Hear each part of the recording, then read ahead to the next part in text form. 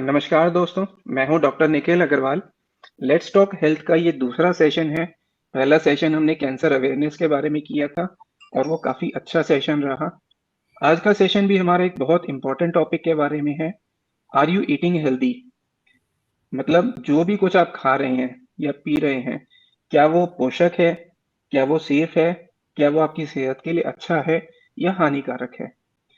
इस टॉपिक के बारे में बात करने के लिए हमारे साथ हैं डाइटिशियन स्वाति चड्ढा जी, जिन्होंने फूड एंड न्यूट्रिशन में एमएससी किया है, यानी कि जो खान पान से संबंधित साइंस है उसमें एमएससी किया है। इनका मेन स्पेशलाइजेशन पब्लिक न्यूट्रिशन यानी कि सार्वजनिक संतुलित आहार और ऑन्को न्यूट्रिशन यानी कि जो कैंसर पेशेंट्स को क्या सही डाइट लेना चाहिए उसके बारे में इनका स्पेशलाइजेशन है। इस फील्ड में काम करते हुए इन्हें 7 साल से भी ज़्यादा का एक्सपीरियंस है और ये अपना एक डाइट सर्विसेज चलाती हैं, diet care by Swati Chadha के नाम से। और वहाँ ये हर तरह के मरीजों का या मरीज नहीं भी हैं तो अगर आपको अच्छा न्यूट्रिशन चाहिए उसके बारे में आपको गाइड करती हैं और अच्छे प्लान्स बनाती हैं। तो अभी आज का सेशन हम स्टार्ट करेंगे सेम पैटर्न पे। पहले हम लोग कुछ इंपॉर्टेंट चीजें डिस्कस करेंगे और उसके बाद हम ऑडियंस क्वेश्चंस लेंगे। और आज के सेशन के एंड में एक बहुत इंपॉर्टेंट और बहुत अच्छी अनाउंसमेंट हम करने वाले हैं, तो आप लोग पूरे सेशन में जुड़े रहिए। और डाइट के बारे में जो भी आपके सवाल हैं, डाउट्स हैं, कोशिश करेंगे हम सारे क्लियर कर दें। उसके बाद भी कुछ बचेगा तो आप कमेंट्स में अपने क्वेश्चंस लिख सकते हैं। Thank you. Over to you Swati. So, good morning everyone to all those who are listening right now. सबसे पहले तो मैं डॉक्टर निखिल को बहुत बहुत थैंक यू कहना चाहूँगी कि उन्होंने ये इनिशिएटिव लिया है। It is really very good initiative. तो आज का हमारा टॉपिक है, आर वी ईटिंग हेल्दी? क्या हम स्वस्थ भोजन खा रहे हैं? तो ये जानने के लिए हमें सबसे पहले बैलेंस डाइट और न्यूट्रिशन के बारे में समझना होगा। ये सुनने में कितना आसान लगता है ना, बैलेंस डाइट, न्यूट्रिशन, लेकिन क्या वाकई में ये बैलेंस डाइट लेना इतना आसान है? तो आइए कुछ ऐसे ही विषय के बारे में हम बात करेंगे। आई एम श्योर ये सेशन आप सभी के लिए एक आई ओपनर होने वाला है। तो आइए शुरू करते हैं। Over to you doctor Nikhil. तो जैसा अभी स्वाति जी ने कहा कि सबसे बेसिक चीज है बैलेंस न्यूट्रिशन, तो हमारा पहला क्वेश्चन यही है कि हेल्दी बैलेंस न्यूट्रिशन यानी कि संतुलित पौष्टिक आहार का क्या मतलब है। जी बिल्कुल। तो सबसे पहले ये जानना बहुत ज़रूरी है कि एक बैलेंस डाइट आखिर है क्या? क्या सब इक्वल प्रोपोर्शन में खाना, एक सब्जी, एक रोटी, एक ग्लास दूध या पानी, ऐसा कुछ? तो ऐसा बिल्कुल नहीं है। एक बैलेंस डाइट का मतलब है एक ऐसा आहार जिसमें निश्चित मात्रा में अलग फूड ग्रुप्स यानी खाद्य पदार्थ जैसे carbohydrate, protein, vitamin, mineral, essential fats और पानी पर्याप्त मात्रा में हो। संतुलित आहार आपको पोषण संबंधी आवश्यकता को पूरा करता है। अब हम एक हेल्दी प्लेट की बात करते हैं, तो उसका मतलब होता है सही मात्रा के साथ साथ डाइट क्वालिटी का ध्यान रखना। जैसे कि टाइप ऑफ कार्बोहाइड्रेट। अब एक प्लेट में एक चीज पिज्जा भी आ सकता है, राइट? तो वो चीज पिज्जा किससे बना है? रिफाइंड फ्लावर का बेस है और ऊपर चीज की टॉपिंग है, राइट? और हमें ये समझना बहुत ज़रूरी है कि क्या वो एक चीज़ पिज़्ज़ा हमें एडिक्वेट अमाउंट ऑफ न्यूट्रिएंट्स जो हमारी बॉडी को चाहिए वो दे रहा है या नहीं।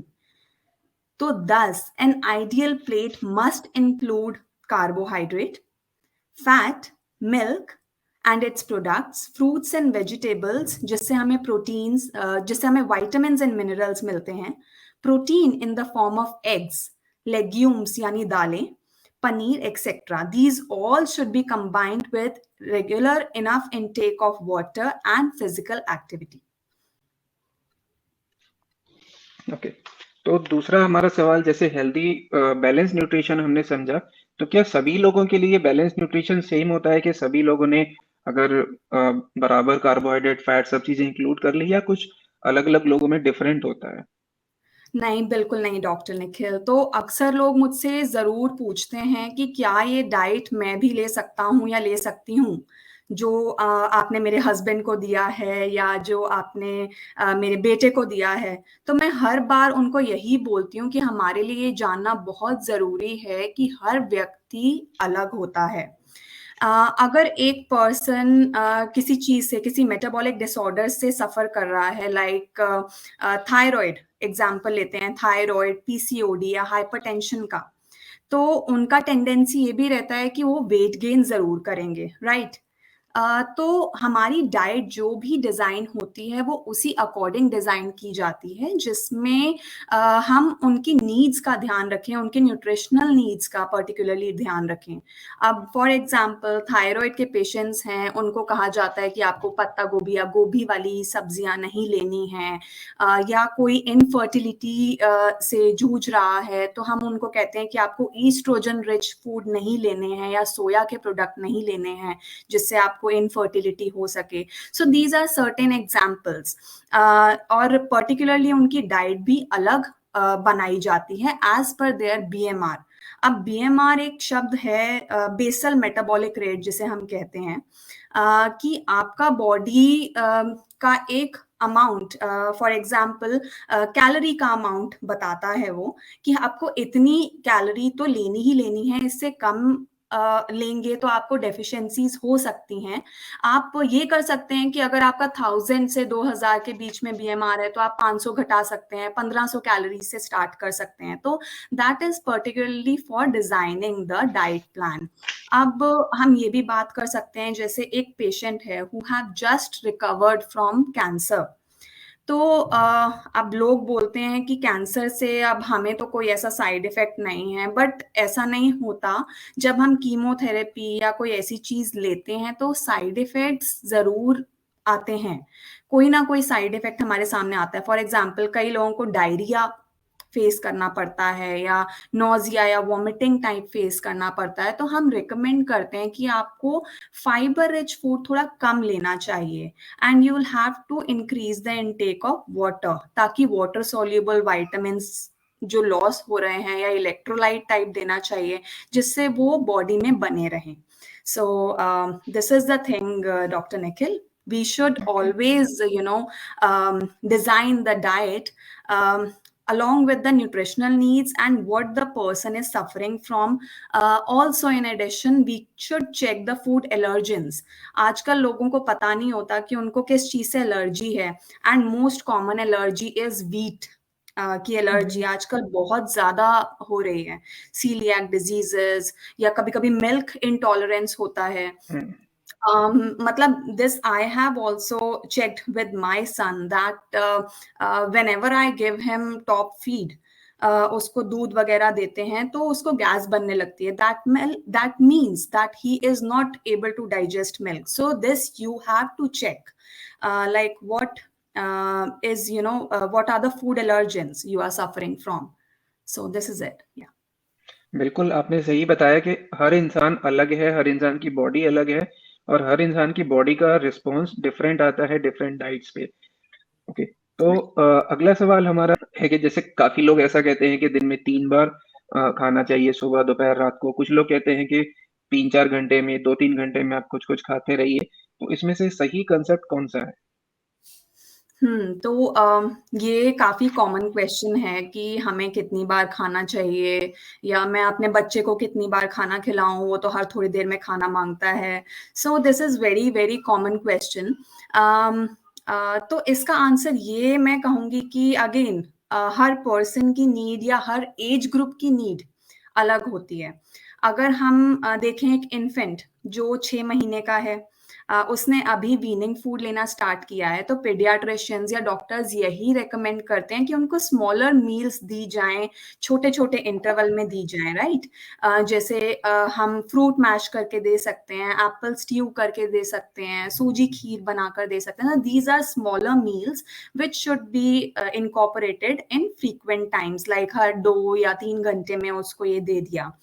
अब रही बात एक एडल्ट की, तो एडल्ट्स में ये देखा गया है कि we should include 3 meals, main meals, जिनका कैलोरी डिस्ट्रीब्यूशन भी इक्वल होना चाहिए। If I just want to know if the person is healthy, यहाँ पर उन लोगों की बात हो रही है जो पर्सन हेल्दी हैं with regular physical activity, and 2 small meals होने चाहिए जो स्नैक्स और मिड मील में हम कवर कर पाएं. सो this is the basic information I should give. 3 main meals and 2 smaller meals. Right. तो इसमें मैं एक चीज ऐड करना चाहूंगा कि जैसे अगर कोई डायबिटिक पेशेंट है तो आजकल काफी इंटरमिटेंट फास्टिंग या फास्टिंग का ट्रेंड बहुत चल रहा है। तो अगर आप डायबिटिक हैं और आपकी मेडिसिन चल रही हैं, तो जो डायबिटीज मेडिसिन है वो आपके शुगर लेवल को कंट्रोल रखती हैं, और आप उसमें बहुत ज्यादा फास्टिंग करेंगे या बहुत मील स्किप करेंगे तो आपको हाइपोग्लाइसीमिया हो सकता है, उसका ध्यान रखना बहुत जरूरी है। अगर आपको ऐसा कोई कंडीशन नहीं है या आप मेडिकेशंस पे नहीं है, प्री डायबिटिक हैं, तब आप थोड़ा अगर गैप ज्यादा रखेंगे तो ऐसा कोई डेंजर नहीं है, बट इट इज बेटर कि आप रेगुलर खाएं। ऐसा नहीं है कि कभी आपने 2 घंटे का गैप रखा, कभी 6 घंटे का गैप रखा, तो उससे आपका स्टमक अपसेट होने के, एसिडिटी होने के काफी चांसेस बढ़ जाते हैं। Very true, Dr. Nikhil, okay. very true. One of my, a person came into my clinic setup, and उन्होंने मुझे पूछा कि आजकल ना वो इंटरमिटेंट बहुत ज़्यादा चल रहा है. सो मेरी एक फ्रेंड है, वो भी इंटरमिटेंट लेडी है. सो आई टोल्ड हर कि first we need to check what is your BMR, and to check your weight reduction, हमें कितना टारगेट लेना है. अगर 5 kg हमारा वेट रिडक्शन है तो why to go into intermittent fasting. Right. हम उसको न्यूट्रिशनली बैलेंस करके, आपकी enough sleep pattern, enough breakfast timing को मैनेज करके भी हम कर सकते हैं. So this is very very important. हमें किसी को देखकर चीजें करने से बेटर है we should always check with a doctor और a dietitian before going ahead. So intermittent fasting के बेनिफिट्स हैं, लेकिन इंटरमिटेंट फास्टिंग आपको प्रॉपर गाइडेंस के अंडर ही करनी चाहिए। ऐसा नहीं कि आपने कहीं देखा सुना और स्टार्ट कर दिया। तो हम आगे एक सेशन या एक रिकॉर्डेड वीडियो इंटरमिटेंट फास्टिंग के लिए स्पेशली करेंगे, तो तब आपको और डिटेल्स बताएंगे उसके बारे में। अच्छा, तो नेक्स्ट क्वेश्चन इसके, जैसे आपने बताया 3 मेन मील्स होने चाहिए, तो इसमें सबसे इम्पोर्टेंट मील कौन सा है? ऐसा कुछ कंसेप्ट है क्या? देखिए, सभी मील्स वैसे तो इम्पोर्टेंट है अपनी अपनी जगह, लेकिन राइट। ऐसा कहते हैं ना कि दिन की शुरुआत बहुत अच्छी होनी चाहिए. तो आई पर्सनली बिलीव कि ब्रेकफास्ट का मील अच्छा होना चाहिए जिसमें हम फाइबर, प्रोटीन, सीरियल्स का राइट अमाउंट यूज करें, एंड उसको न्यूट्रिशियस बनाएं ताकि we can get some energy to do our basic work. And obviously we should include complex carbohydrate.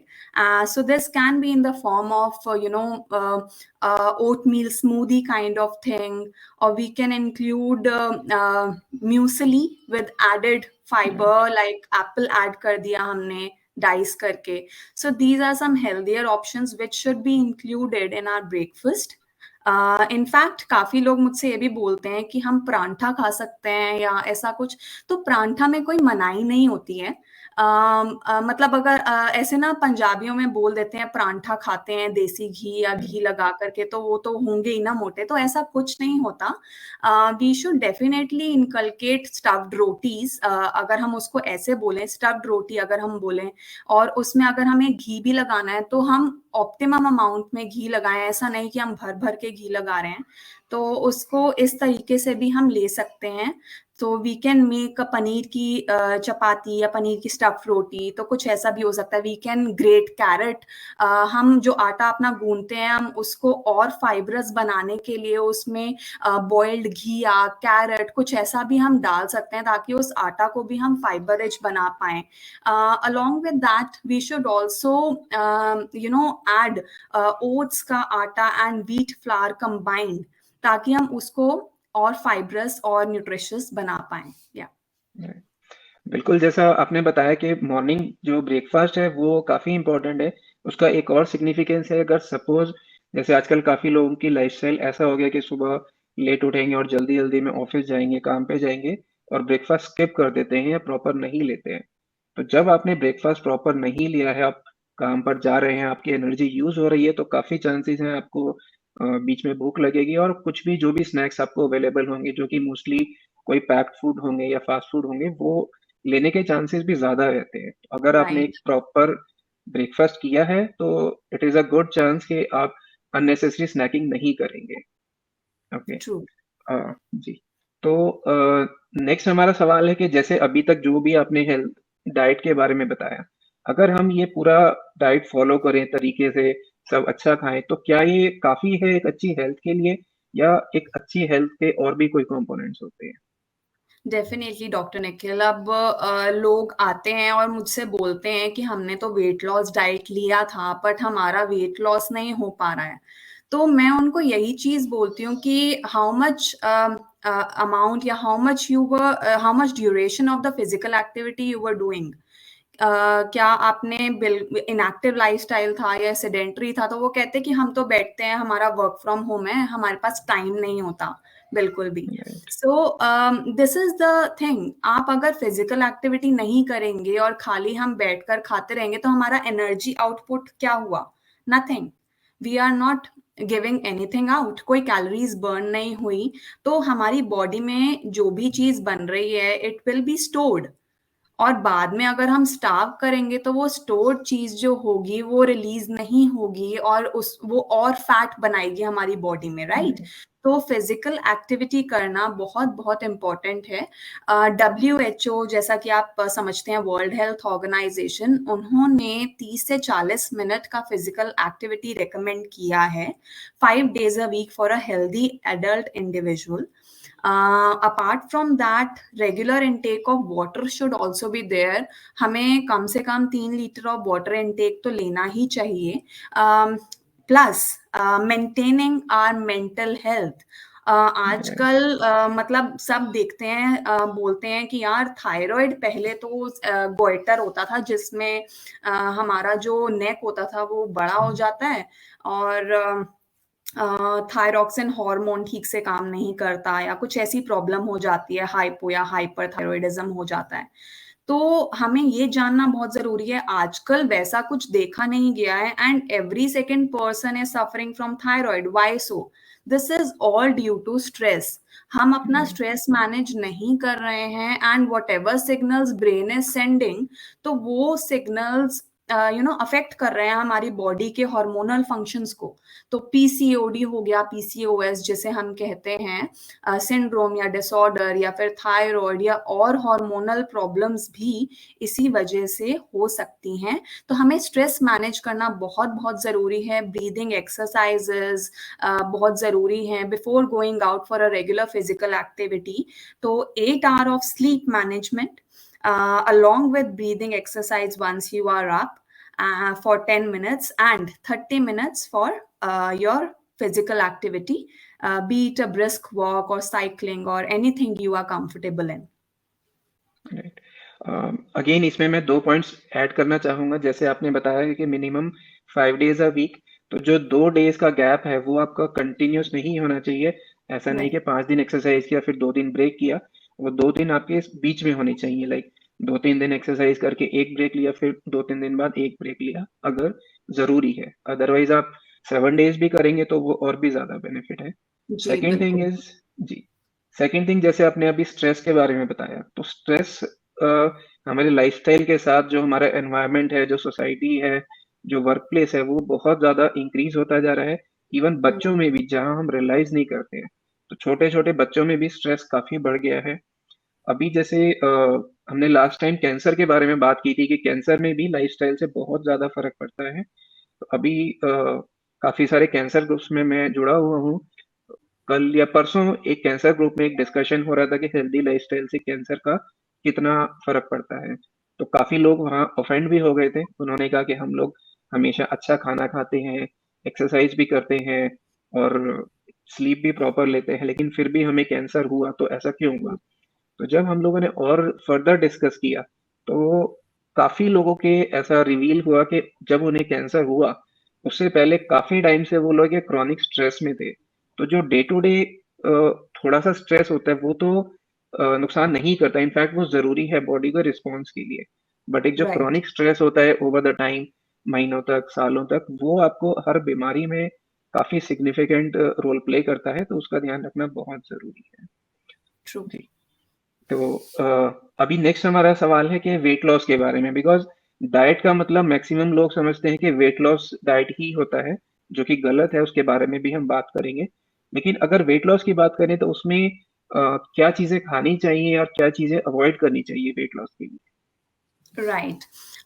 So doctor Nikhil, this is very common questions, क्योंकि India is moving towards obesity, और इतना ज्यादा मतलब यहाँ पर मैं ये नहीं कहूंगी कि मैल न्यूट्रिशन नहीं है, हम्म। मैल न्यूट्रिशन भी बहुत ज्यादा है, लेकिन ओबेसिटी भी बढ़ रही है, बढ़ क्योंकि रही है। हमारा लाइफस्टाइल वेस्टर्निज्म की तरफ काफी बढ़ गया है। हम अपने दादी नानी के नुस्खों को छोड़ करके बर्गर, पिज्जा और ये सब चीजें ज्यादा अडेप्ट करने लगे हैं। तो मैं ये नहीं कहूंगी कि ये बिल्कुल गलत है। ऐसा नहीं है। अगर हम ऑप्टिमम अमाउंट में चीजें खाते हैं, राइट अमाउंट में खाते हैं, तो वो चीजें बिल्कुल हार्म भी नहीं करती हैं। तो अगर बात की जाए कि हमें वेट लॉस के लिए क्या चीजें इंक्लूड करनी चाहिए अपने लाइफस्टाइल में, या what is good for our own self, तो मैं यही कहूंगी कि you should always add fibre rich food in your diet, along with regular complex carbohydrate. अब complex या simple carbohydrate में क्या difference होता है? Like simple ones are sugars, which can directly affect your body and increase your blood sugar levels. However, complex carbohydrates जो होती हैं, they do have some amount of nutrients, proteins in them. हम millets भी जरूर include कर सकते हैं अपनी डाइट में, जैसे कि बाजरा। आजकल सर्दी में बाजरा बहुत ज्यादा यूज किया जाता है घरों में। In fact I also do use bajra in making some laddoos, और हलवा या रोटी में भी बाजरा यूज कर सकते हैं। You should use jowar. Millets बहुत ज्यादा इंपॉर्टेंट है, because they are also rich in protein and essential micronutrients, जैसे आयरन काफी होता है उनमें, तो हमें जरूर यूज करना चाहिए। Apart from that, if we come to proteins, we should always check for lean meats, जैसे चिकन वगैरह हो गए या एग हो गया, हमें वो जरूर इंक्लूड करना चाहिए। इफ पीपल आर वेजिटेरियन, तो हमें पनीर की फॉर्म में प्रोटीन लेना चाहिए, मिल्क सोर्सेज लेने चाहिए, कर्ड ले सकते हैं, दालें वगैरह जरूर इंक्लूड करनी चाहिए अपनी डाइट में। If the person is suffering from gastric troubles, तो हमें ये देखना चाहिए कौन सी दालें हमें एक्सक्लूड करनी है, जैसे rajma chole. they are slightly heavier, and in a layman language, person will not able to digest it properly, क्योंकि उसका प्रोटीन का अमाउंट भी काफी होता है। तो हमें वैसी दालें लेनी चाहिए जो इजीली डाइजेस्ट भी हो सकें। Now coming to fruits and vegetables, as I told you, fibre rich food हमें जरूर लेना चाहिए, या रफेज जरूर होना चाहिए फॉर इजी बवल मोमेंट। हमें apples, low glycemic index fruits जो होते हैं, वो डायबिटिक पेशेंट्स के लिए बहुत अच्छे होते हैं, तो हमें वो भी इंक्लूड करने चाहिए। बनाना ले सकते हैं। तो these are some of the fruits which should be included in your daily life. Apart from that, अगर हम शुगर की बात करते हैं, तो शुगर में ऐसा नहीं है कि वेट लॉस में शुगर कंप्लीटली एलिमिनेट कर देना चाहिए, तो ऐसा नहीं है। Depending upon how much weight reduction is there, so हमें उस अकॉर्डिंग, अब कई लोग हैं उनका स्वीट टूथ होता है, उनको चाहिए होता है कुछ मीठा, ऐसा है, फिर वो बोलते हैं कि हम स्टार्व कर रहे हैं, वी नीड इट बैडली। तो ऐसा नहीं होता। We can give them chocolate, we can give them dark chocolate. That is also good for stress management as well. Apart from that, sugar in the form of gur can also be included. चना गुड़ ले सकते हैं मीठे में, जिससे protein भी मिलेगा और मीठा भी हो जाएगा, तो ऐसा कुछ भी बना सकते हैं। आजकल हम अपने घरों में आंवला कैंडी भी बना सकते हैं, तो that is also a good option, ताकि विटामिन सी के साथ साथ हमें मीठा भी हमारा हो जाएगा, तो वैसा कुछ भी कर सकते हैं। So this all can be included. And apart from that, wait loss के लिए ड्रिंक्स होती हैं काफ़ी, जैसे हम मॉर्निंग ड्रिंक इंक्लूड कर सकते हैं अपने लाइफस्टाइल में। तो उसमें जैसे सिनेमन वाटर इंक्लूड कर दिया, क्योंकि cinnamon water is another a functional food, तो जिसका काफ़ी अच्छा बेनिफिट होता है बीपी मैनेजमेंट में, पीसीओडी में, तो ऐसा कुछ भी इंक्लूड कर सकते हैं। वेट लॉस में भी काफ़ी अच्छा माना जाता है। So all these things should be included in your diet and lifestyle. And if we are talking about what not should be included, तो उसमें ऐसा होना चाहिए कि consumption of processed food items जैसे पिज्ज़ा, चिप्स, चीज़, ऐसा जो भी चीज़ें होती है ये हमें कम से कम लेनी चाहिए। रिफाइंड फ्लावर हमें कम से कम लेना चाहिए, कॉर्न स्टार्च, ऐसा चीज़ें जो होती हैं वो हमें कम से कम यूज़ करनी चाहिए अपनी डे टू डे लाइफ में। बात की जाए फैट की, तो ऐसा नहीं है कि फैट भी एकदम एक्सक्लूड कर देना चाहिए। It's just the amount, quality of the fat which should be included in your diet. Yeah. एक पॉइंट मैं इसमें जोड़ना चाहूंगा कि जो भी पैक्ड फूड्स हैं बेसिकली उनको आप कम से कम यूज करें, उसको अवॉइड करें जहां तक हो सके, अनलेस कि वो बहुत जरूरी हो, आपकी कोई सिचुएशन ऐसी है कि आप खाना बना नहीं सकते या कहीं बाहर ट्रेवल कर रहे हैं जहाँ ज्यादा आप डिपेंड नहीं हो सकते अपने होम कुक्ड फूड पे, तभी लें। क्योंकि काफी सारे जो केमिकल्स हैं जो प्रोसेसिंग में यूज होते हैं उनके बारे में हम ऑलरेडी जानते हैं जो हार्मफुल हैं। प्लस काफी सारी ऐसी चीजें हैं जो पैक्ड फूड्स में यूज होती हैं, आज हमें नहीं पता कि वो कितना नुकसान करती हैं, लेकिन हो सकता है आगे आने वाले 5 सालों में 10 सालों में कोई रिसर्च आए और हमें पता चले कि ये हमारे पैक्ड फूड का पार्ट था और ये नुकसान करता था, तो उस समय Right. हम उसका कुछ नहीं कर पाएंगे, तो आज से ही अवॉइड करें। इसका एक मैंने कहीं पढ़ा था, बहुत अच्छा एक तरीका है, जो आपका डस्टबिन है, जो गार्बेज है, उसमें आप देखिए कि आपका कितना कंटेंट गार्बेज का नेचुरल डाइट नेचुरल है, जैसे आपके फल सब्जी के छिलके हैं, इस तरह की चीजें, और कितने आपके पैक प्रोडक्ट्स हैं जो पैकिंग है, बेसिकली जो पॉलिथीन है या जिस भी पैकिंग में आपका पैक फूड आता है, तो उससे आपको एक अंदाजा लग जाएगा कि आप लोग कितना ज्यादा पैक फूड खा रहे हैं और कितना नेचुरल खा रहे हैं। ओके, दूसरा नेक्स्ट हमारा क्वेश्चन है कि जो अभी मैंने पहले डिस्कस किया था कि डाइट के बारे में मैक्सिमम लोगों को लगता है कि सिर्फ वेट लॉस के लिए ही डाइटिशियन की जरूरत है, बाकी चीजों में तो बस हमने मेडिसिन लिया, ट्रीटमेंट लिया और हो गया, और डाइटिशियन की कोई ज्यादा इंपॉर्टेंट नहीं है। इसके बारे में आप थोड़ा सा बताइए कि एक डाइटिशियन किन किन कंडीशंस में रिकवरी में और बेटर हेल्थ में हेल्प कर सकते हैं। जी, बिल्कुल, तो ये काफ़ी अच्छा क्वेश्चन है और काफ़ी लोग ये बोलते हैं, एंड मेनी क्लाइंट्स जो मेरे पास आते हैं, भले ही उनको कोमॉर्बिडिटीज़ हों, थायरॉइड, हाइपरटेंशन, आते वेट लॉस के लिए ही हैं। वो ये या नहीं बोलते कि we need to manage our disease और डिसऑर्डर, कि हमें हमें इस चीज़ की डाइट दीजिए। वो ये बोलते हैं कि हमें ना वेट रिड्यूस करना है। वेट रिड्यूस तो करना ये बहुत ही कॉमन क्वेश्चन, और मैं ये कहूँगी कि उनकी भी कोई गलती नहीं है, क्योंकि उनको है। लगता है कि ये जो चीज़ है ये तो हमारी मेडिकेशन से दूर हो जाएगी। हम मेडिसिन ले लेंगे तो हमारा डायबिटीज़ भी नॉर्मल हो जाएगा, इंसुलिन ले लेंगे, हाइपरटेंशन ले लेंगे तो बीपी की जो मेडिसिन होती है हम वो खा लेंगे तो वो भी ठीक है।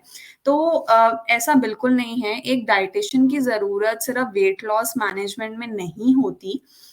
हमें हमेशा याद रखना चाहिए कि जो एक डायटीशियन है, वो हर एक को मॉर्बिडिटीज़ को लेकर के काम करती हैं, या मॉर्बिडिटीज़ या डिज़ीज़ेज़ को लेकर के काम करती हैं। अब मैंने जैसे आपको बताया, एक थायरॉइड पेशेंट का डाइट अलग होता है, एक हाइपरटेंसिव या डायबिटिक पेशेंट का डाइट अलग होता है।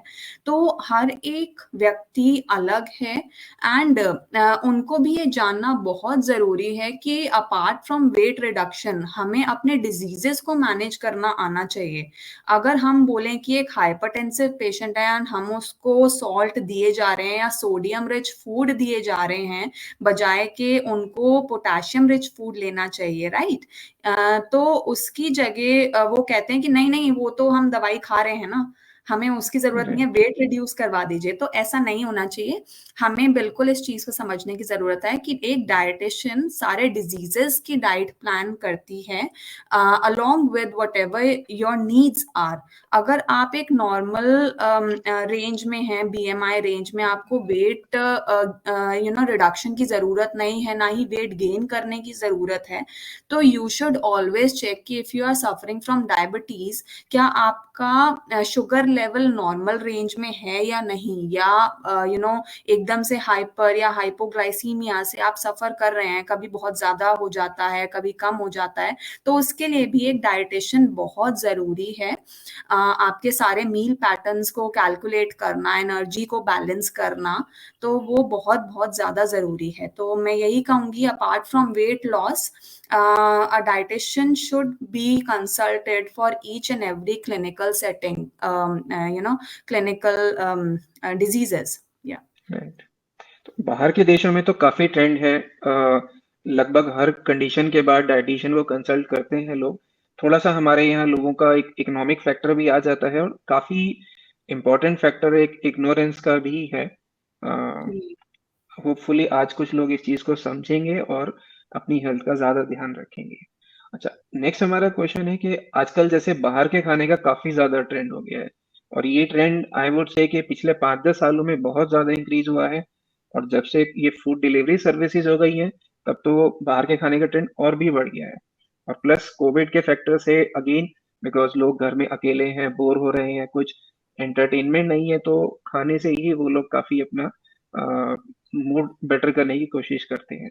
तो क्या बाहर का खाना सही है, या इसको बिल्कुल बंद करना चाहिए, या कुछ कंट्रोल करना चाहिए? इसके बारे में थोड़ा आप बताइए। देखिए, when I was working in a government platform, तो वो लोग ये सोचते थे कि इस चीज को ना बैन कर देना चाहिए, है ना? राइट।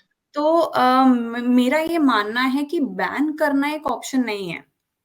अगर आप बैन कर देंगे तो लोग कहीं न कहीं से तो उठाकर या ब्लैक मार्केटिंग करके वो चीज़ ले ही आएँगे। लोगों को राइट। एजुकेट करना बहुत ज़रूरी है। तो एजुकेशन अगर बढ़ेगा तो उन्हें समझ आएगा कि ये चीज़ हमारे लिए अच्छी नहीं है, या ये हमें कम से कम खानी है, राइट? तो मैं इस चीज़ के बिल्कुल भी अगेंस्ट नहीं हूँ कि आपको बाहर का फूड एकदम बंद कर देना चाहिए, या this is very bad for your health और समथिंग लाइक दैट।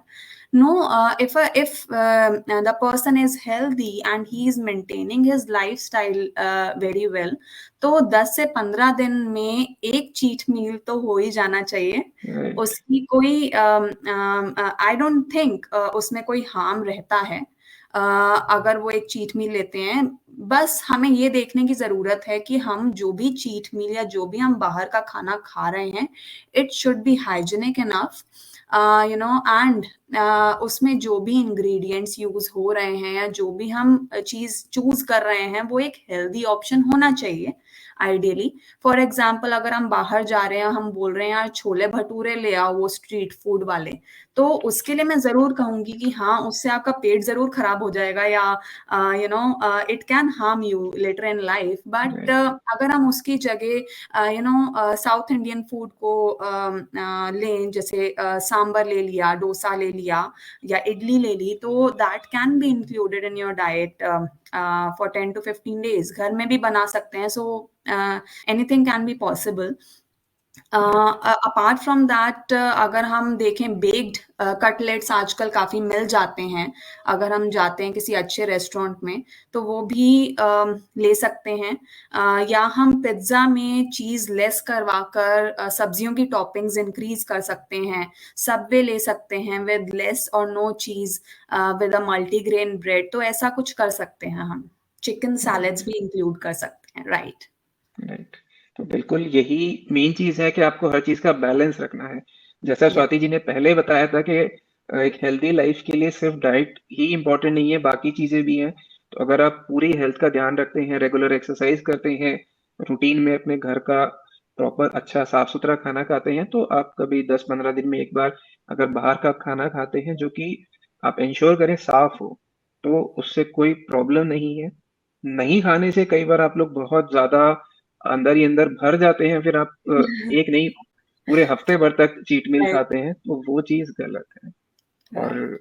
अगेन जैसा स्वाति जी ने कहा बैलेंस के बारे में, तो चीट मील भी खा रहे हैं तो उसमें ऐसा नहीं है कि एक दिन चीट मील खाना है तो पूरा दिन सुबह से रात तक उल्टा सीधा खा रहे हैं, वो भी गलत है। तो अगेन हर चीज में आपका बैलेंस और डिसिप्लिन होना बहुत जरूरी है। ओके, तो अगेन मेरा नेक्स्ट क्वेश्चन इससे रिलेटेड ही है। जैसा मैंने कहा कि कई लोग बहुत ज्यादा एक्सेस कर देते हैं ईटिंग आउट पे, तो अगर ऐसा आपने किया है, बहुत ज्यादा बाहर का खा लिया फॉर सम रीजन के, अगर आप कहीं ट्रेवल कर रहे हैं या शादियों में गए हैं, तो उसके लिए हम लोग ऐसा क्या कर सकते हैं कि मतलब this should not be a habit कि हमने चीट मील खाया फिर उसके लिए कुछ किया, बट अगर कभी खाना पड़ता है तो उसके साथ साथ हम अपना वेट लॉस प्रोग्राम है या एक हेल्दी न्यूट्रिशन प्रोग्राम है वो किस तरह से मेंटेन कर सकते हैं? So this is another good question कि लोग अक्सर बाहर जाते हैं और उसके बाद बोलते हैं कि काफ़ी हैवी लगने लगा है and next day they think they should not eat anything और समथिंग लाइक दैट। तो ऐसा नहीं करना चाहिए। We can go for a diet which is rich in fibre, vitamins and minerals, and low in carb and protein for a couple of days, like 1 or 2 or 3। तो ऐसा कुछ हम कर सकते हैं ताकि हम अपनी बॉडी को भी रेस्ट दे पाएँ, उन ऑर्गन्स को भी रेस्ट दे पाएँ जो उस हेवी मील को डाइजेस्ट करने में टाइम ले रहे हैं। तो वो 1-2 दिन ऑर्गन को वेकेशन पे भेजना बहुत ज़रूरी है। तो उसके लिए हमें fibre rich, increase vitamins and minerals, low carb, low protein diet लेना ज़रूरी है for a couple of days, no more than that. Okay, जैसे सेम चीज है मेरे साथ भी होती है कि मुझे ट्रैवलिंग का काफी शौक है। मैं हफ्ते 10 दिन ट्रैवल करता हूँ, तो वहां पर एक हेल्दी डाइट मेंटेन करना पूरी तरह से पॉसिबल नहीं होता। उसमें भी मैं कोशिश करता हूँ कि मेरा एक मील एटलीस्ट सिर्फ फ्रूट से हो, जो कि मैं परचेज करके खुद ही कट करके खाता हूँ। बाहर के कट फ्रूट्स भी हेल्दी नहीं है, उसमें इन्फेक्शन आ सकता है, तो वो भी ध्यान रखना बहुत जरूरी है। और बहुत सारे फ्रूट्स हैं जैसे बनानाज हैं, ऑरेंजेस हैं, जिनको आपको कट भी नहीं करना होता। आप कहीं भी ट्रेवल कर रहे हैं या ऑफिस में भी हैं तो आप अपने साथ रख सकते हैं और कभी भी खा सकते हैं। राइट। ओके, तो नेक्स्ट हमारा क्वेश्चन ये है कि सॉरी, हेल्दी डाइट काफी लोगों को ऐसा लगता है कि बहुत कॉस्टली होता है, और अगर हम लोग ज्यादा अफोर्डिंग नहीं है तो हम हेल्दी डाइट अफोर्ड नहीं कर सकते। तो क्या ज्यादा पैसे खर्चे किए बिना या एक नॉर्मल बजट में भी हेल्दी डाइट लिया जा सकता है? बिल्कुल, बिल्कुल। आई मीन मैं यही एग्ज़ाम्पल दूँगी कि अगर हम एक 100 रुपी का बर्गर लेकर बाहर से खाते हैं, उसकी जगह हम वो 100 रुपीज़ किसी और चीज़ में भी स्पेंड कर सकते हैं which is more healthier, right? Right. We can buy some eggs, some raw vegetables. We can, have chana dal sabzi or chana dal palak sabzi, or maybe we can have a simple chana dal and rice। तो ऐसा नहीं है कि healthy options कम हैं।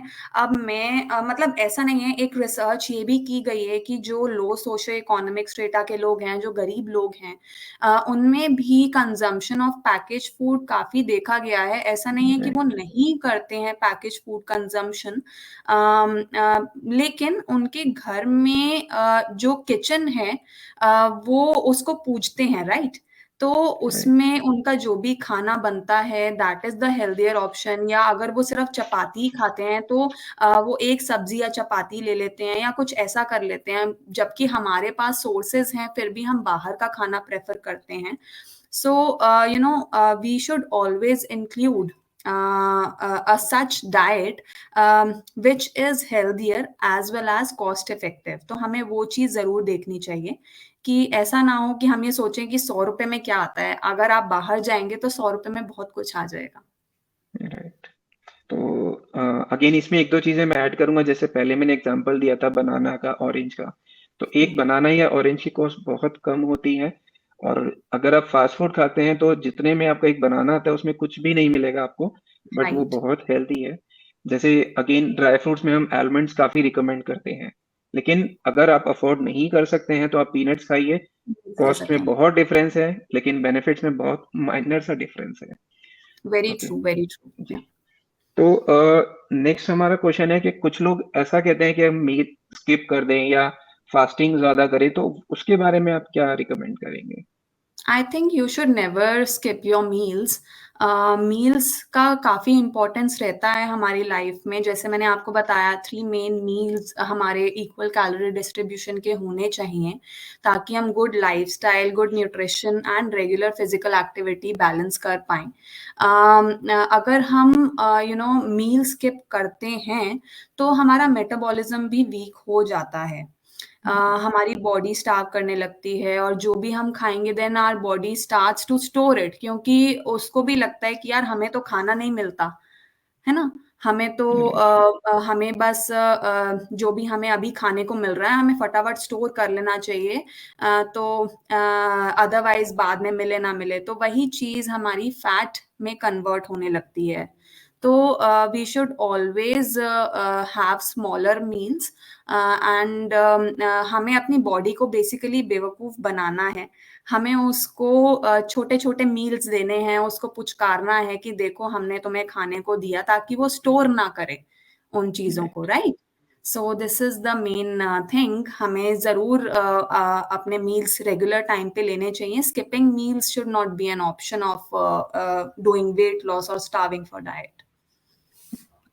Wait loss के बारे में आजकल काफी ट्रेंड है, डिटॉक्स डाइट या डिटॉक्स टीज या कुछ स्लिमिंग पिल्स भी आती हैं। तो क्या वो हुँ। चीजें जरूरी हैं, और अगर है तो क्या वो सेफ है? No, I don't think so. You should take, slimming pills or detox teas. उसकी जगह अगर आप, मॉडरेट अमाउंट में खाएं और रेगुलर फिजिकल एक्टिविटी करें, एंड जैसे भी रिक्वायर्ड हो, आप अपनी डाइटिशियन से पूछें कि आपको कितना कैलोरी लेना चाहिए मिनिमम, तो उस अकॉर्डिंग आप अपना वेट बैलेंस करें। वो चीज़ ज़्यादा बेटर रहती है बजाय के स्लिमिंग पिल से। अगर आप पिल्स लेना स्टार्ट करते हैं, तो I mean it can lead to weight loss, but बाद में उनके साइड इफ़ेक्ट्स बहुत ज़्यादा देखे गए हैं, एंड साइड इफ़ेक्ट से ज़्यादा वो ओबेसिटी भी कर देता है, जैसे ही आप उन पिल्स को लेना छोड़ते हैं। So this right. Is also a thing. तो आपको इन सब चीज़ों में नहीं जाना चाहिए। Regular amount of physical activity and good optimum nutrition is what is required.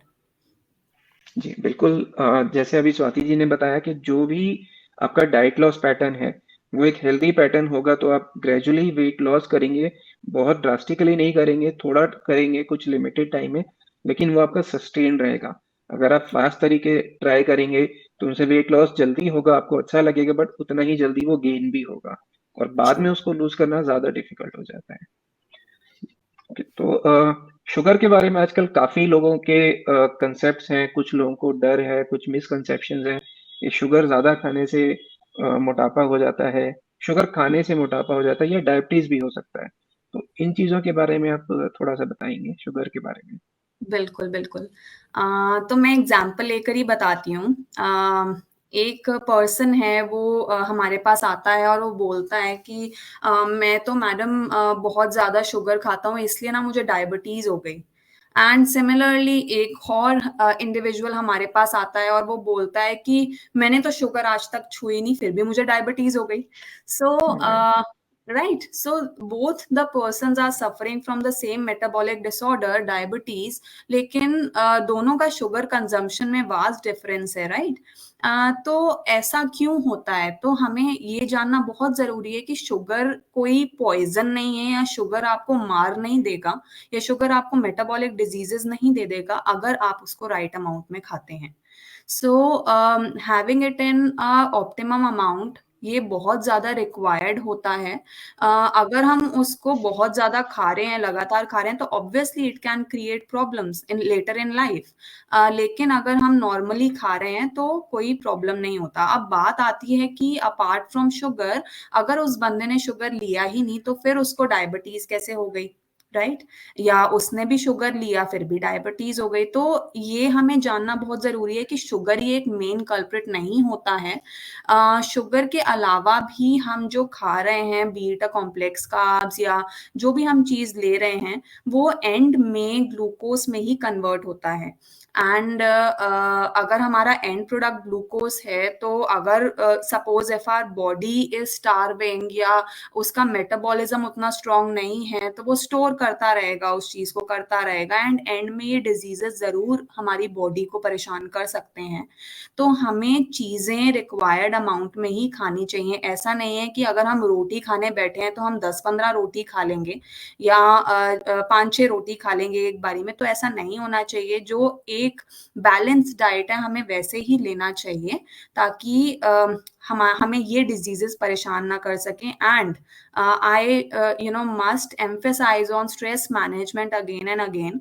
If you are taking a well balanced diet, regular physical activity, then also you will getting diseases. उसका यही एक प्रॉब्लम निकल के आती है कि आप अपना स्ट्रेस मैनेज नहीं कर रहे हैं अच्छे से। तो you should always manage your stress as well, with some breathing exercises, listening to music, so these can be done. Right. कि सो बैलेंस डाइट के बारे में एक चीज मैं ऐड करूंगा जो मैं भूल गया था पहले। डाइट के साथ साथ जैसे स्वाति जी ने बताया कि वाटर इनटेक भी बहुत इंपॉर्टेंट पार्ट है, तो वाटर इनटेक भी आपका बैलेंस होना चाहिए थ्रू आउट द डे। काफी लोग क्या करते हैं कि 2 लीटर पानी पीना है तो सुबह उठते ही 1 लीटर पानी पी लिया, उसके बाद दिन भर में थोड़ा थोड़ा सा पी रहे हैं, वो गलत है।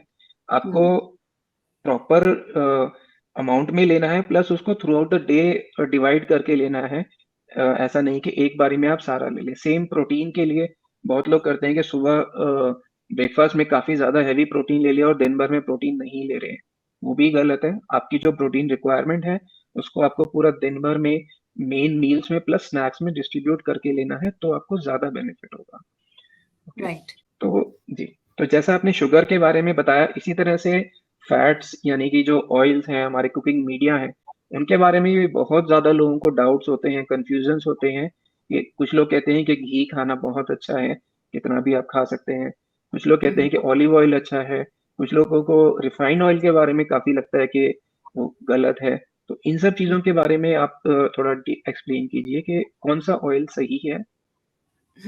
देखिए ये बहुत कॉमन क्वेश्चन होता है क्लाइंट्स का भी कि मैडम ऑयल कौन सा लेना है, घी यूज कर सकते हैं क्या? तो मैं यही कहूंगी कि ऐसा नहीं है कि आपको देसी घी बिल्कुल एलिमिनेट कर देना चाहिए अपनी डाइट में से। This is what is required, like less than 10% of the saturated fat should be included ideally in our daily life. Apart from that, Indian cooking के लिए, क्योंकि हमारा जो सब्जी बनती है वो थोड़े गरम घी में बनती है या उसका स्मोकिंग टेम्परेचर थोड़ा हाई होना चाहिए, तो उसके लिए मस्टर्ड ऑयल बहुत अच्छा रहता है। तो इंडियन कुकिंग में मस्टर्ड ऑयल का यूज करना चाहिए ideally. And if other options are also available, like canola oil भी है। इसके अलावा हमारे पास ऑलिव ऑयल भी अवेलेबल ऑप्शन है, बट दे आर स्लाइटली, उनका कॉस्ट थोड़ा हाई रहता है। लेकिन अगर हम इनकलकेट करते हैं ऑलिव ऑयल को अपनी डाइट में, तो हमें ये ज़रूर ध्यान रखना चाहिए कि उसको डीप फ्राइंग वगैरह के लिए बहुत ज़्यादा यूज़ ना करें। भले ही वो लोग कितनी भी मतलब अलग अलग वेराइटी में तेल निकालते हैं, लेकिन ऑलिव ऑयल का जो टेम्परेचर होता है, स्मोकिंग टेम्परेचर, वो उतना हाई नहीं होता। तो उसको हम ऐसा कर सकते हैं कि थोड़ा सा गर्म किया और जीरा वगैरह ऐसे भून कर प्याज वगैरह डाल दिए, जो भी हमें सब्जी बनानी है तो हम ऐसा कर सकते हैं, या फिर उसको सैलेड ड्रेसिंग में यूज कर सकते हैं। डीप फ्राइंग के लिए I think I should not recommend olive oil as such. And उसके अलावा भी हमारे पास है, जैसे सनफ्लावर या सैफफ्लावर ऑयल है, फिश ऑयल है, वो भी इंक्लूड कर सकते हैं। और रही बात रिफाइंड ऑयल्स की, जिसको भी बहुत ज़्यादा ऐसा बोला जाता है कि रिफाइंड ऑयल बिल्कुल नहीं खाना चाहिए या it is not at all good for our body, तो ऐसा नहीं कि आप बिल्कुल बंद कर दें। You can include refined oils in optimum amount, and उसको टाइमली चेंज करना, अपने ऑयल्स को टाइमली चेंज करना बहुत ज़रूरी है, क्योंकि वो डिफरेंट डिफरेंट सीड से बना होता है। And those particular seeds have their properties, उनके अपने न्यूट्रिएंट्स होते हैं। तो हमें हर एक के न्यूट्रिएंट्स उसका फ़ायदा उठाना चाहिए। मैं तो यही कहूँगी, उसमें जो भी न्यूट्रिएंट्स अवेलेबल है हमें सब लेने चाहिए अपने बॉडी के लिए।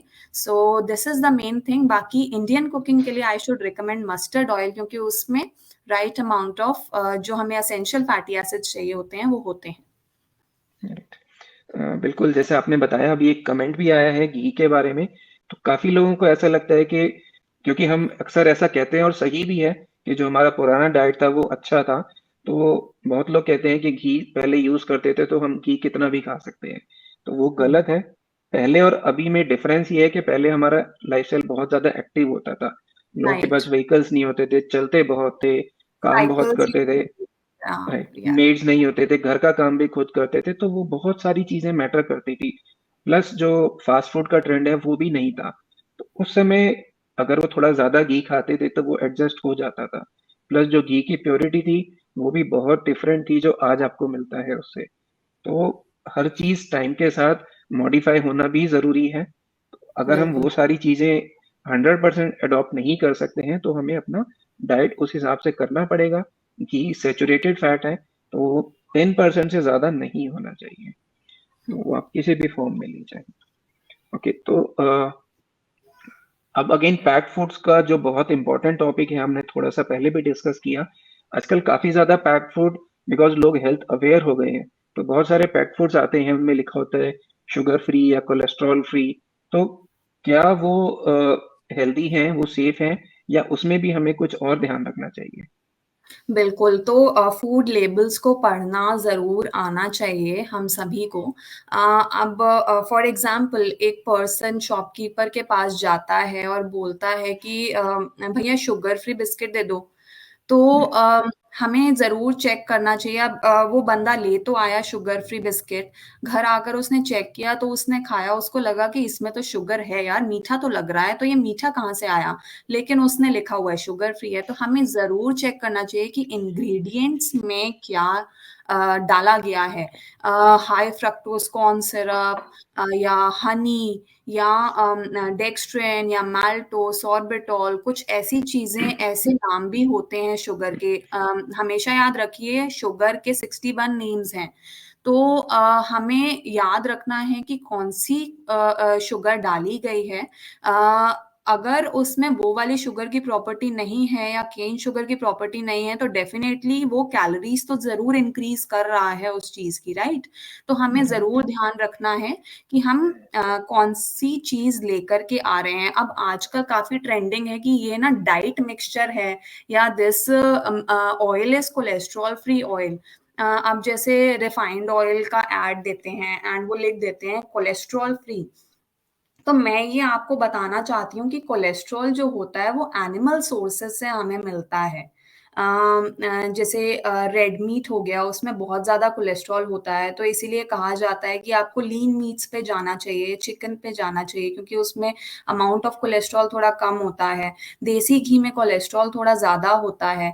तो हमें हमेशा ध्यान रखना चाहिए कि कोलेस्ट्रॉल एनिमल सोर्सेज़ से आता है और अगर वो एडवर्टाइज़मेंट दे रहे हैं they must have false claims. उनका जो एडवर्टाइजमेंट वो दे रहे हैं वो मिसलीडिंग एडवर्टाइजमेंट होता है। तो हमें ज़रूर ध्यान रखना चाहिए कि हम जो भी चीज़ बाय करने जा रहे हैं उसका एक्चुअल फैक्ट क्या है। अदर देन दैट वो डाइट मिक्सचर वगैरह भी लिख देते हैं और घर आकर हम देखते हैं कि इसमें थोड़ी रैंसिड स्मेल तो आ रही है कि मतलब इसमें कौन-सा ऑयल यूज़ किया गया होगा या ऑयल है भी कि नहीं। लिख तो देते हैं ज़ीरो सैचुरेटेड फैट है, ज़ीरो ट्रांस फैट है और एंड में फैट का अमाउंट लिख देंगे 10 ग्राम। अब वो राइट। सैचुरेटेड फैट नहीं है, ट्रांस फैट नहीं है, तो कौन-सा फैट है? तो हमें ये जानना भी बहुत ज़रूरी है कि बाहर के लोग या बाहर के जो भी इंडस्ट्री वाले हैं, वो कौन-सा फैट यूज़ करते हैं। जनरली दे यूज़ हाइड्रोजनेटेड या कुछ ऐसा फैट यूज़ करते हैं। अगर वो प्रोसेस होती है चीज़ जो भी हमारी बन रही है, वो एनीवे कन्वर्ट हो जाएगी ट्रांस फैट में, क्योंकि वो रीहीट होती जा रही है प्रोसेसिंग में। तो इसीलिए हमें ये ज़रूर ध्यान रखना चाहिए कि फैट फ्री या शुगर फ्री या ऐसी चीज़ें हमें ज़रूर लेबल पढ़कर लेनी चाहिए। अब मैं मतलब यही कहना चाहूँगी कि हमें अपनी किचन को प्यार करना बहुत ज़रूरी है। अगर हम अपनी किचन को बहुत ध्यान से देखें तो उसमें हमें सब कुछ मिल जाएगा जो बाहर ऑलरेडी अवेलेबल है, राइट? अगर हम बाहर से पोहा मिक्सचर लेते हैं तो हम वो घर पे भी बना सकते हैं ड्राई रोस्ट करके। If you are not fond of having और if you are restricting yourself from adding oil, तो उसको ड्राई रोस्ट करके घर पे भी बना सकते हैं। मखाना ले सकते हैं नमकीन की जगह। Biscuits also can be made at home. तो ऐसा नहीं है कि चीज़ें घर पर नहीं बन सकती, just that you will have to give some time and do a little hard work. That's it. Right. तो अगेन पैक्ड फूड्स का जैसे आपने बहुत अच्छे से बताया, क्योंकि कोलेस्ट्रॉल और फैट फ्री ये सब लिखना बहुत ज़्यादा कॉमन हो गया है आजकल। तो ध्यान Right. रखिए, अगर जो भी चीज़ आपके जैसे डाइट मिक्सचर के बारे में आपने कहा, जो भी कितने भी अच्छे ब्रांड हो, चाहे हल्दीराम हो, बीकानेर हो, कोई भी हो, मैक्सिमम वो लोग पाम ऑयल ही यूज़ करते हैं, जो Yeah. हाइड्रोजनेटेड फैट होता है और उसमें काफ़ी ज़्यादा ट्रांस फैट्स होते हैं। तो कहने के लिए वो डाइट मिक्सचर है, बट वो एक्चुअल में आपका डाइट में कोई हेल्प नहीं कर रहा, उसको खराब ही करेगा। दूसरा, That's शुगर फ्री काफी लोग लिखते हैं, ये मैं अपने हर सेशन में इंक्लूड करता हूँ, क्योंकि बहुत ज्यादा बड़ी प्रॉब्लम हो गई है। तो वो लोग शुगर की जगह जैगरी डालेंगे, गुड़ जिसको हम बोलते हैं, या हनी डाल देते हैं। तो वो चीजें भी आपको एज अ कैलोरी इनटेक आप अगर देखें तो वो सेम ही नुकसान करते हैं, अगर आप उसको ज्यादा अमाउंट में लेंगे। अगर आप लिमिटेड अमाउंट में लेंगे, जैसा पहले बताया स्वाति जी ने, तो कोई भी चीज उतना हार्म नहीं करेगी। बट अगर आप शुगर फ्री या कोलेस्ट्रॉल फ्री समझ के कुछ परचेज कर रहे हैं तो वो हेल्दी नहीं है। प्लस इन एडिशन जो भी पैक्ड फूड्स हैं उसमें काफी ज्यादा सॉल्ट भी डाला जाता है एज अ प्रिजर्वेटिव और टेस्ट के लिए भी। तो वो भी कोई नहीं देखता है, तो उसमें एक लास्ट में लिखा होता है सोडियम कंटेंट, तो उसको भी ध्यान रखना बहुत जरूरी है। आप अगर अपने कोई भी पैक्ड फूड्स के लेबल्स उठा के देखेंगे तो उनमें कैलोरीज प्लस फैट और शुगर सारी चीजें काफी ज्यादा होती हैं। जैसे एक हमारे डॉक्टर प्रभात है, उन्होंने बीच में एक डायबिटीज के सेशन किए थे, तो बहुत अच्छा एग्जांपल बताया था, पार्ले जी बिस्कुट्स तो, या मेरी बिस्किट्स हैं। हमें लगता है कि वो हेल्दी हैं, लाइट हैं, लेकिन उनका भी अगर आपके घर में पैकेट है, आप उन्हें उठाइए, देखिए, और उनका आप अगर डिस्क्रिप्शन पढ़ेंगे कि उनमें कितनी शुगर है, कितनी कैलोरीज है, तब आपको समझ आएगा कि वो हेल्दी नहीं है। कभी कभी right. आप लेते हैं, ठीक है, बट उसको रूटीन में आप हेल्दी समझ के ले रहे हैं तो वो बिल्कुल गलत है।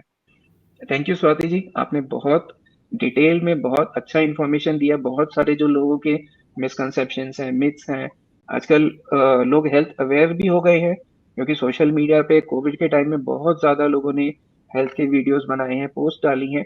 बट उनके साथ साथ जितनी गुड इंफॉर्मेशन है उससे कहीं ज्यादा बैड इंफॉर्मेशन है, जो लोगों को अट्रैक्ट तो करती है कि आप मीठा खाना छोड़ दो, दूध छोड़ दो, आप ग्लूटेन फ्री डाइट पे आ जाओ, तो वो चीजें अट्रैक्ट करती हैं लोगों को, क्योंकि हम लोग हर चीज में कुछ ना कुछ डिफरेंट चाहते हैं।